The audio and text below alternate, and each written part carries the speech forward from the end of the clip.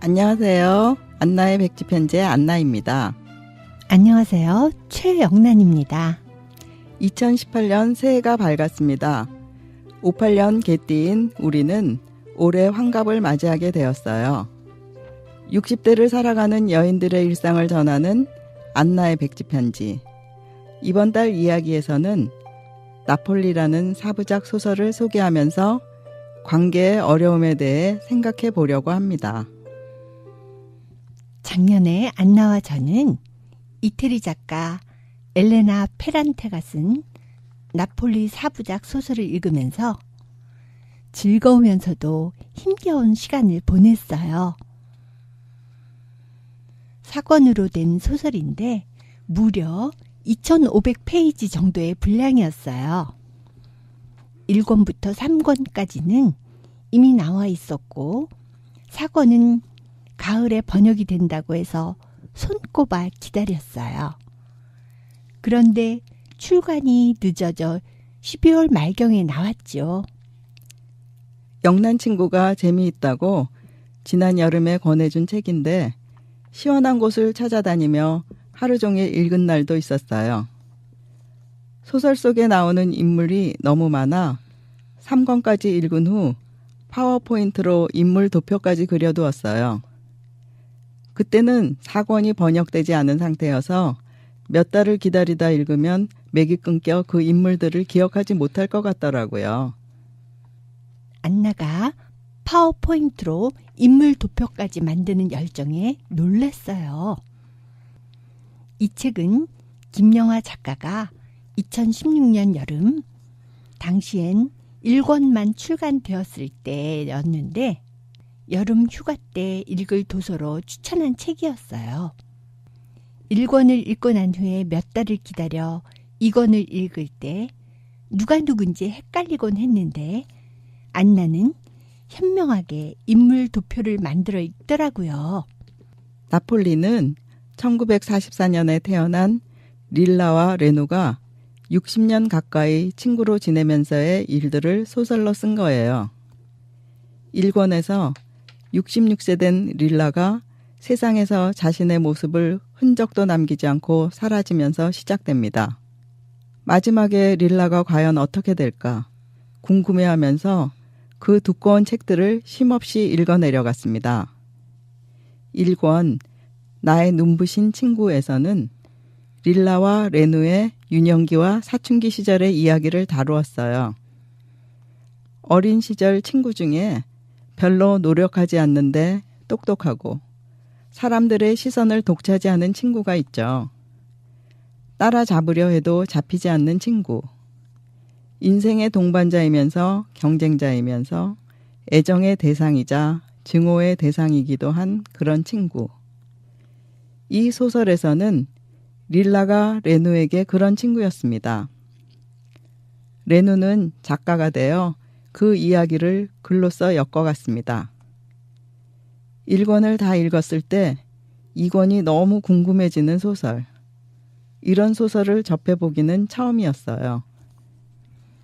2권에서는 청년기, 3권에서는 중년의 이야기, 4권에서는 중년에서 노년에 이르는 이야기를 서술하며 마침표를 찍게 되지요. 60년 가까이 되는 긴 세월 동안 이어온 두 사람의 우정이 놀라운 솜씨로 그려지고 있어요. 2권 새로운 이름의 이야기에서는 1권에 이어 날이 갈수록 복잡해지고 엉클어지는 릴라와 레누의 우정을 중심으로 전개됩니다. 그 누구에게 내보이고 싶지 않은 인간의 내면에 깊숙이 감춰진 두려움의 감정을 잘 끄집어내어 표현했어요. 릴라는 결혼이라는 잘못된 선택으로 자기 상실감에 빠집니다. 릴라는 자기의 파괴 욕구를 사진이라는 도구로 표현했다면 레누는 감추고 싶은 수치심을 글로 풀어내었습니다. 본능적으로 자기 자신을 치유해가는 방법이었죠. 어린 시절에 뛰어놀던 두 사람이 꽤 많은 시간이 지난 것 같은데 이 권은 불과 20대 초반의 이야기였어요. 어릴 때부터 릴라의 영향력을 받고 모든 판단의 기준이 릴라였던 레누는 3권에서부터는 서서히 이를 벗어납니다. 4권에서는 좋은 가문의 남편과 두 딸을 버리고 어릴 때부터 사랑해오던 니노와 함께 떠났던 레누의 선택이 잘못된 환상이었음을 밝히며 시작되죠. 니노와 헤어진 후 고향으로 돌아온 레누는 다시 릴라와 가까워지고 더 이상 릴라에게 열등감이나 자격지심을 느끼지 않게 돼요. 레누는 작가로서 성공하고 아이들도 똑똑하게 자랐지만 노년에 들어 명망과 수입이 줄자 불안을 느끼게 됩니다. 절대로 릴라에 대한 이야기를 글로 쓰지 않겠다던 약속을 깨고 릴라와 사라진 딸 티나를 소재로 어떤 우정이라는 소설을 출간하게 되면서 릴라와는 연락이 두절되며 두 사람의 우정은 끝이 나게 돼요. 저는 3권에서 성공한 작가가 된 레누가 대학 교수인 남편과 사랑하는 두 딸을 떨치고 사랑했던 남자와 떠나는 것으로 끝날 때 뭐라고 말할 수 없는 아쉬움이 있었어요. 나라면 감히 상상도 못할 일이지만 여성으로 주체적인 삶을 살고자 한 여인이라면 시도할 수 있는 일이라고 생각합니다.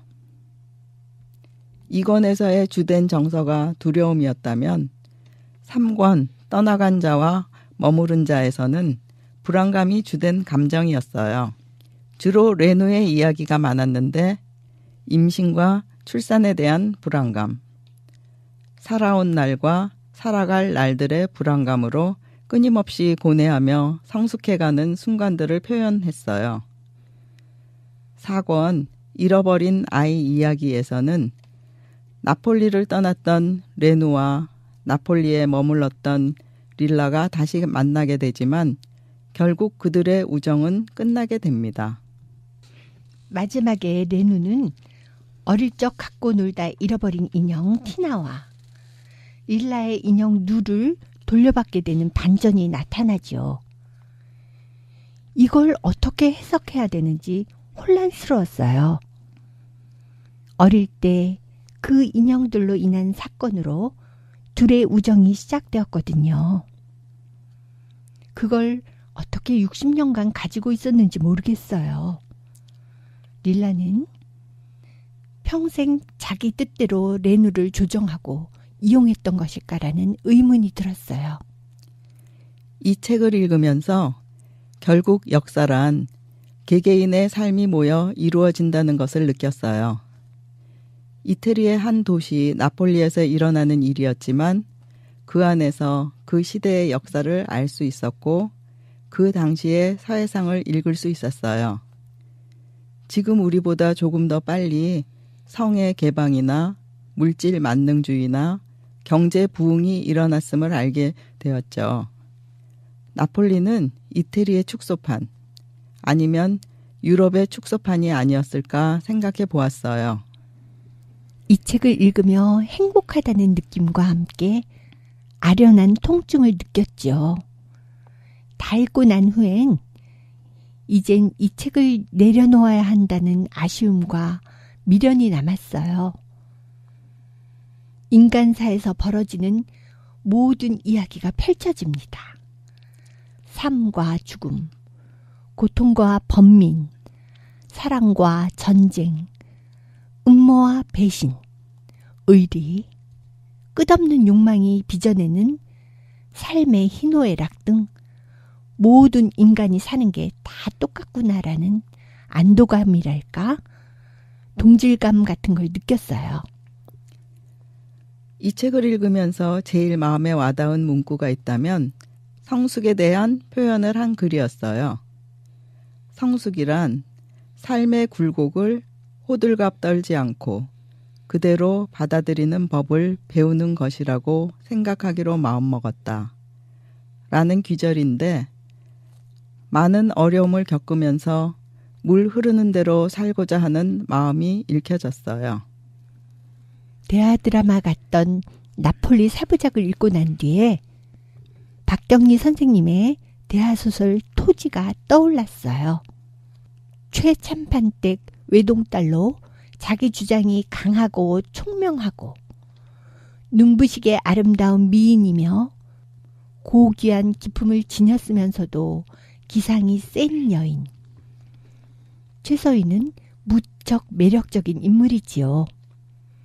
모든 것을 다 가진 것 같은 서희는 어릴 때 노비 구천이와 함께 집을 나간 엄마의 부재로 모종이 결핍되었죠. 아버지 최치수의 성격을 그대로 닮아 오만방자하고 냉정해요. 자신에 대한 도전을 용납하지 않고 뜻하는 것은 꼭 이루고 마는 성격이었죠. 원한도 반드시 갚아내는 독한 인물이고요. 양반의 신분으로 몸종인 길상이와의 신분 타파적인 결혼은 당시로서는 파격적인 행동이었죠. 레누처럼 서희는 확실히 다른 삶을 살았어요. 더 치열하고 선구자적인 인생이라고 할까요? 레누와 릴라의 60년에 걸친 마구 뒤엉킨 관계, 서희와 길상의 양반과 하인의 위치에서 부부로 옮겨진 관계를 보면서 사람 사이의 관계는 무척 복잡하면서도 어렵다는 생각이 들었어요. 나폴리 사부작 소설은 60년의 우정이 깨진 채로 열린 결말로 끝나버려 아쉽지만 달리 생각하면 우리의 삶의 위로가 되기도 합니다. 우리도 살아가다 관계의 어려움에 처할 때가 있죠. 그럴 때 이 소설을 생각하면서 마음을 정리할 수 있을 것 같아요.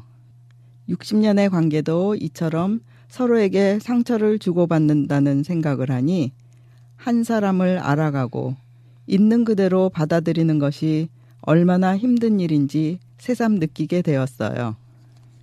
저는 조남주 작가가 쓴 82년생 김지영이라는 책도 생각이 나요. 김지영은 30대 중반으로 회사를 다니다 육아 때문에 경력 단절녀, 요새 말로 경단녀가 됩니다. 우리 주변에 흔한 이야기지요. 자식이 생기면 이를 포기하는 쪽은 거의 남자가 아닌 여자라는 사실이 슬프네요. 내 생활도, 일도, 꿈도, 내 인생, 나 자신을 잃어버리는 것 같다.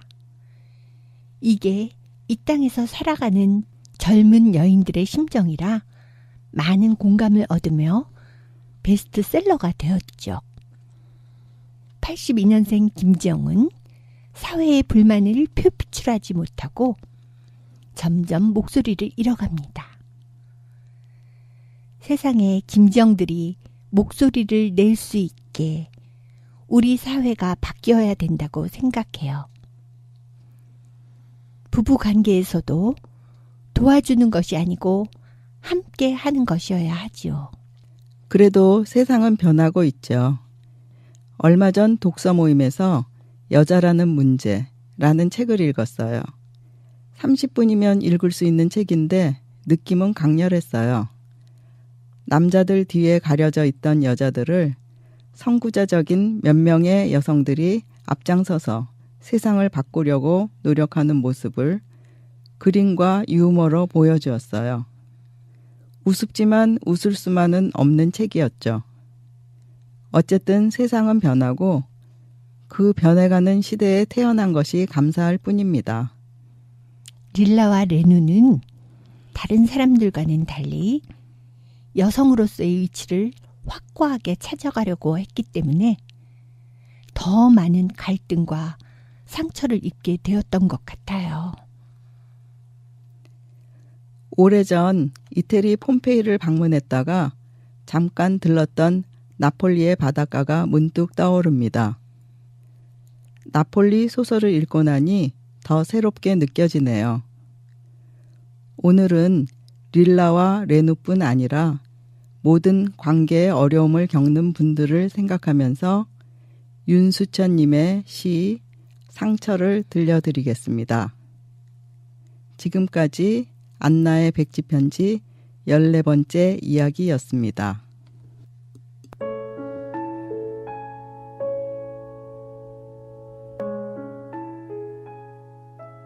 상처. 윤수천. 칼에 베이면 상처가 밖으로 남지만 사랑에 한 번 베이면 보이지 않는 상처가 가슴에 남는다.